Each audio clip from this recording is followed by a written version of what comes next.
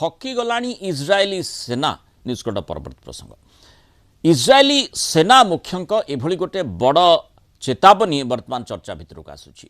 इज्राएली सेना वर्तमान एक बड़ संकट दे गति करुच्ची सेना मुख्य लेफ्टिनेंट जनरल एयल जामिर सरकार को इज्राएली सरकार को सतर्क कर जदि सैन्य संख्या वृद्धि पाई तुरंत पदक्षेप जदि निया न जाए तेबे इज्राएली सेना निजे भुसुड़ी पड़ पारे। ईरान लेबानन रो हिजबुल्ला एवं वेस्ट बैंक भली अनेक स्थान रे एका सांगरे युद्ध जारी रखी आईडीएफ तेणु सैन्य माने अत्यधिक थकी पड़ी। वर्तमान इज्राएल सेना रे प्राय 15,000 सैन्य अभाव रही।